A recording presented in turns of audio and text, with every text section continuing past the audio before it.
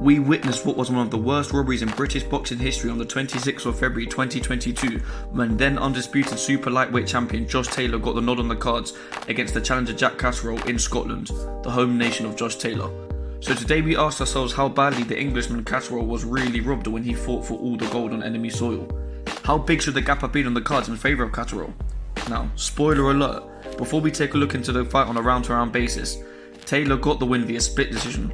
One judge having it 113 to 112 Catterall, another judge having it 113 to 112 Taylor, and the other judge having it 114 to 111 in favour of Taylor. Now, from a personal perspective, I remember there being a good gloves rough in the lead up to this fight. I remember being quite excited for it, but for whatever reason I didn't actually watch it live, but I do remember hearing the day afterwards that it was a really bad robbery and everyone was going crazy over it, so I'm like, okay, let's see what this is about. So I actually watched it the day after it happened, and this is the last time I've actually seen the fight. I've only watched it once, so I'm about to rewatch it now for the sake of this video, so this is only my first time watching it since then. My memory on the fight is not great. In the build up to this second fight, I hear Josh Taylor talking a lot about how Catterall was just running and trying to point score. So, I don't really remember that particularly well, but, I'll have to see about it rewatching it now. And luckily I have a fairly decent memory, so I do remember giving it 9 rounds to 3 in favour of Jack Catterall. Unfortunately, those scorecards were on the notes on my old phone, which is now broken, so I don't have access to that. So I don't remember which rounds I gave to Catterall and Taylor respectively. My memory's not that good. But yeah, I definitely remember having it 9-3 to Catterall. I'm looking forward to watching this again now for this video and letting you guys know how many rounds I really think Catterall won. Or if Catterall even did win. Like, maybe I might watch this and say Josh Taylor won. No, I'm joking. Look, if I watch this again and go back on my word and go back on everyone else's word and say Josh Taylor won, then someone throw a brick at my head, please. But yeah, I do remember the Scottish crowd being really in favour of Taylor. I remember every little shot he landed, they were screaming. And then I do remember sort of Jack Catterall steadily outboxing him, obviously to no ovation from the crowd, because he was the Englishman, I'm Scottish, so, the fight was in Glasgow. So yeah, I really do remember screaming, cheering every time Josh Taylor landed one little shot, even on the guard. So that bias must have swayed the judges. That's really unprofessional judging. If that swayed them, that's extremely unprofessional judging. So, we're going to set things straight today, and let's see how many rounds we have in favour for Catterall.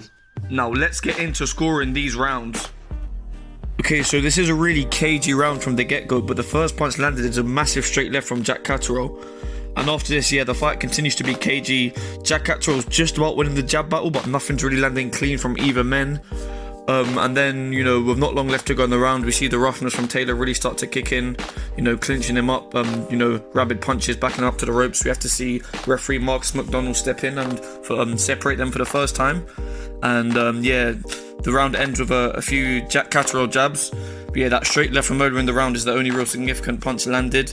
And based off that, I'm definitely going to have to give the round to Jack Catterall. Okay, so to start the round, Jack Catterall establishes his jab. They are connecting to the face of Josh Taylor, not clean, they're not bopping his head back or anything, but they're definitely scoring. And Taylor early in the round has to resort to, some more rabid work where he gets a warning from Marcus McDonald about shots to the back of the head. And yeah, as the round continues, Taylor tries to rough him up, does land a couple little body shots in the clinch, but the cleaner work is coming from Catterall with the jabs. Yeah, some of the rabid work is getting off well for Taylor. There is a point where he lands a decent body shot, but Jack Catterall lands one straight back and continues to use his jab to good effect. So yeah, just the cleaner work from Catterall in the second round again, and I'm going to have to give the second round to Catterall, and I have him 2 rounds up. So to start round 3, Catterall doesn't do as good of a job to establish his jab. We see Josh Taylor backing him up, bullying him up, and when he's bullying him up against the ropes, these shots he's landing there, they definitely are scoring shots. It's quite a messy round, and we do see the referee have to warn them about dirty work again. We do see Taylor being actually more evasive of the jab. Jack Catterall's not landing it to the face at will, but we do see a very nice uppercut landed from Catterall. But after this, Josh Taylor, he stays prolific with the dirty work, grabs him, hits him on the break, then smacks him with another good right hand.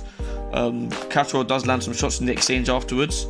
But overall, I'll say Josh Taylor was more the aggressor this round, and even though you could argue the cleaner work came from Catterall, again, these Josh Taylor shots, if the referee does allow them, and he's not calling the break, then they're scoring shots in my eyes.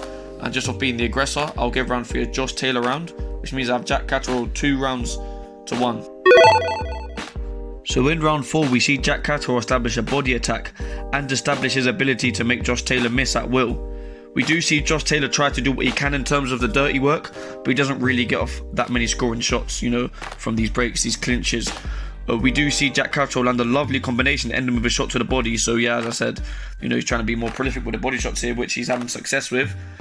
And we see him being nice and evasive, getting under those chopping shot attempts of Josh Taylor. And he does actually come back with a really nice combo again with another lovely body shot in there.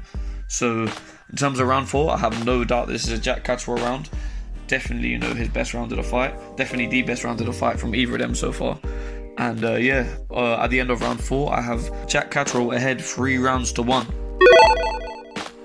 In the first exchange in the 5th round, we see Josh Taylor being quite evasive in these tight-knit exchanges and being first and last of the punch, ending on a nice body shot. Now, not long after this exchange, we do see Jack Catterall really get the better of Josh Taylor with a really quick 1-2-3 clean shot to the face. But Josh Taylor does take it quite well and continues to, chase the fight a bit, but fairly effectively, still roughing him up.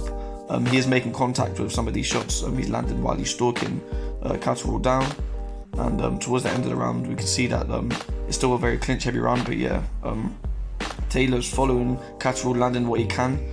Yes, Catterall did, land the best combination of the round, but I say there's more so of Taylor backing him up and, just getting the better of the majority of the exchanges, despite not having the best one. So, a messy round, but I will have to just edge round 5 to Josh Taylor, meaning I have Jack Catterall 3-2 up after 5 rounds. So round 6 was another messy and very clinch-heavy round, but when they were fighting at range, Jack Catterall was doing a good job of being stingy and really not allowing Josh Taylor to land anything. Not that he was landing anything inside anyway. And we do see, with just under a minute to go in the round, Jack Catterall land a lovely left hand to the jaw. It was a trade hit, landed at the same time as Taylor landed a body shot, but definitely the best shot of the round to that point. And not long after, we do see Catterall land another well-disguised straight left hand to the jaw of Josh Taylor. So yeah, nothing really landed at all by Josh Taylor in this round.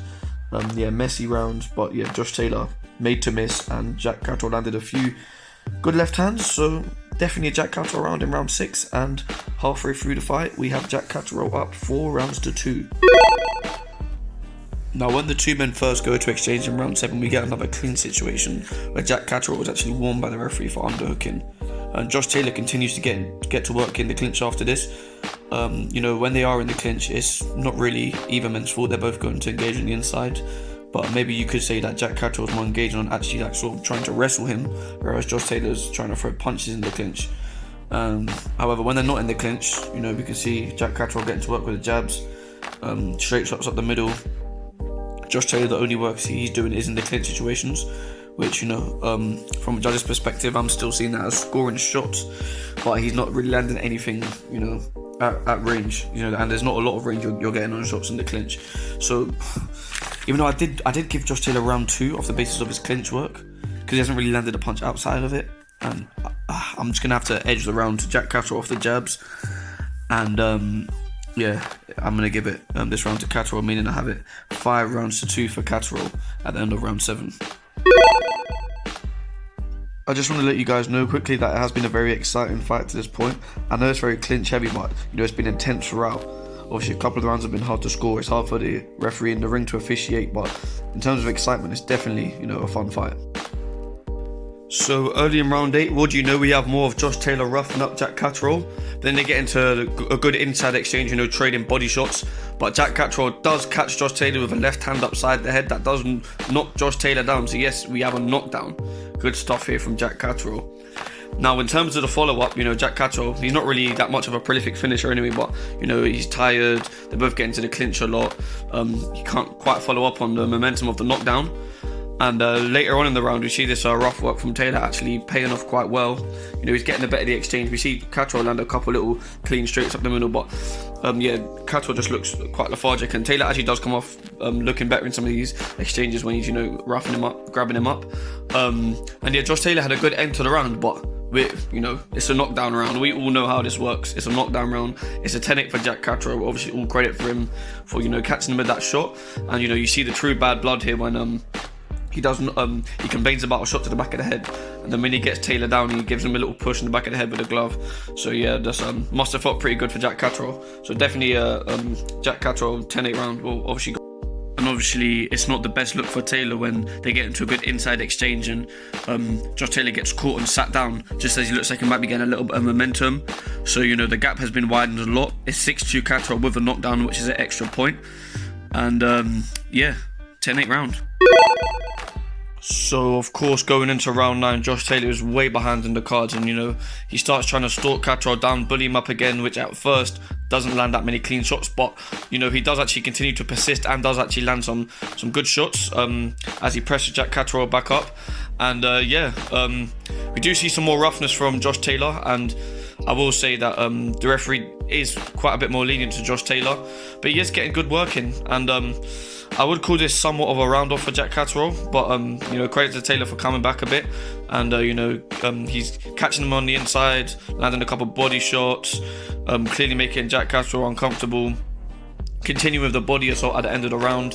So yeah, just Josh Taylor fully the aggressor this round, yeah, pressuring him up, landed a good few body shots, not much from Jack Catterall, tired, lethargic, as I said, sort of you can call it a round off. But yeah, sort of good round back for Josh Taylor. Obviously the cards are still, you know, there's still a big gap. So after round 9 we have it 6-3 to Jack Catterall. So yeah, round 9 is a Josh Taylor round. So in round 10, the rough and tumble exchanges in the clinch continues. Referee Marcus McDonald has to warn the two men. But when they're not in the clinch, Jack Catterall does manage to catch him with little shots quick when he can. But they keep getting tied up again. And eventually it comes to the point where Marcus McDonald actually deducts a point from Jack Catterall. Even though, you know, these clinch exchanges have, for the most part, been the fault of both men, Jack Catterall gets a point deduction. So yeah, he's already well ahead though. And after this, he gets a nice bit of urgency to land a couple shots, but they keep getting tied up again. And yeah, anytime they really do come into exchange in this 10th round, they're just getting tied up. Very clinch heavy, messy round. Josh Taylor does land a good body shot towards the end. Best single punch of the round, but Josh Taylor's only real punch that he landed. You know, Jack Catterall caught him with a couple of them shots earlier. Them straight left. So I have to edge the round to Jack Catterall. So he wins the round, but with the point deduction, we know it's a 9-9 round. So it's technically an even round. So yeah, round 10, 9-9 round. Jack Catterall started round 11 nice and active, getting to work with that right jab, you know, connecting on the face of Josh Taylor a couple times. But we continue to see another scrappy round, some more dirty work from Josh Taylor as he's coming forward, trying to rough him up, as I've said many times. You know, he is definitely the aggression this round, Josh Taylor, but Jack Catterall is very slippery. You know, he rides with the shots well. Although the Scottish crowd are screaming at these shots, they're not landing. You know, Jack Catterall is very, very good defensively. So Josh Taylor's not really landed anything clean other than maybe one body shot. And then yeah, towards the end of the round, we see Jack Catterall put an end to the round with a good flurry of jabs that get through clean to the face again. So good start and good end to the round for Jack Catterall in a round where in the middle of it nothing really happened other than more clinch work or more scrappiness. So yeah, Jack Catterall round. But after the round finishes, we do see Josh Taylor give a cheeky little pat to Jack Catterall's stomach, which the ref actually decides to deduct a point for, which is pretty soft in isolation. But I guess the referee just got fed up with, you know, both men's antics and realised that the antics were down to both of them. So he decided to deduct a point to even it, which is a judgment call. You know, we see judgment calls all the time in refereeing. It is hard to referee fights like this. You know, we saw a similar judgment call recently with, you know, the referee giving a standing count, well, you know, a so-called standing count to Fury, even though technically it is a knockdown because the ropes held him up. So referees got to make these judgment calls. So obviously the cards is going to read 1 point less to each man, but ultimately it evens each other out on the whole cards.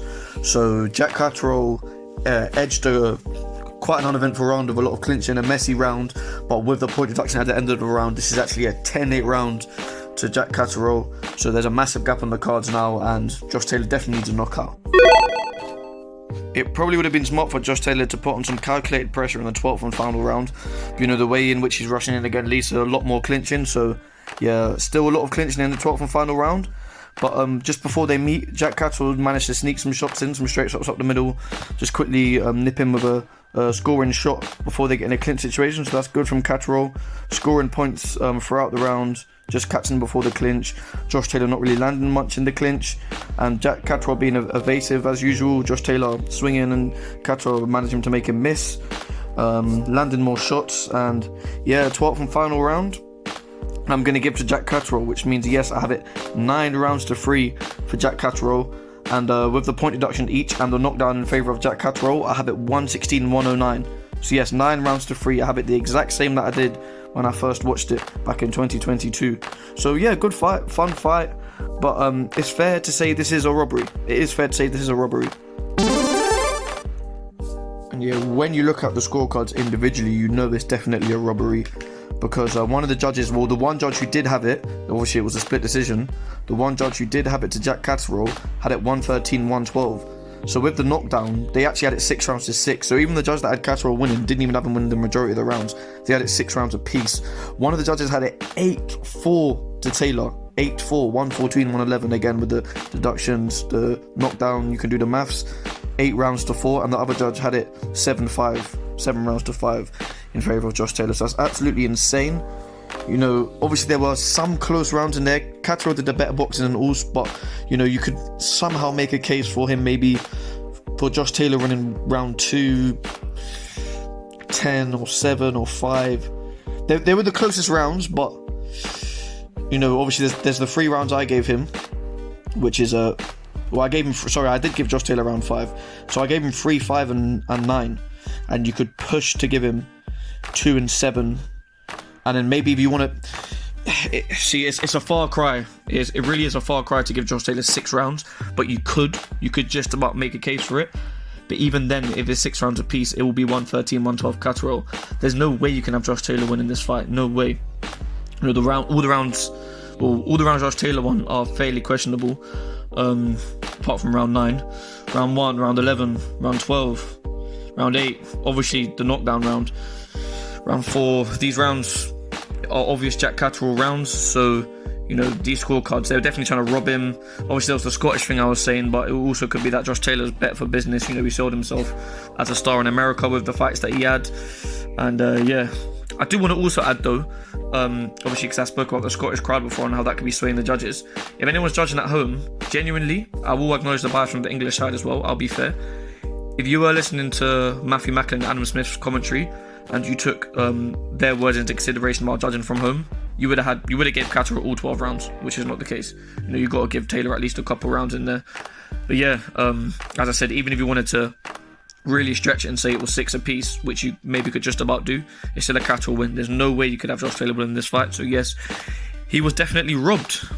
Now, Jack Catterall does have a chance to avenge his loss in the rematch, but unfortunately in the first fight he was robbed of winning the undisputed title. And since their first fight in 2022, Josh Taylor has been stripped of the WBA belt, he vacated the WBC belt, then he was stripped of the IBF belt, and then he would ultimately go on to lose the WBO belt in what I have to say was embarrassing fashion to Teofimo Lopez, meaning that in Jack Catterall's rematch nothing will be on the line. But nonetheless, getting the win back will be important for Jack Catterall. But you guys just let me know in the comments down below who you think is going to win the rematch. Obviously, there's quite a few things to take into consideration. You know, Josh Taylor's injuries, the couple of fights Jack Catterall had in between. You know, will it make a difference that in the first fight, Josh Taylor had Ben Davidson in his corner and now he's going to have Joe McNally? Will that be a difference? Fuck Joe McNally. Interesting. He said that you underperformed, he felt, and he felt Josh underperformed Joe McNally as well tonight.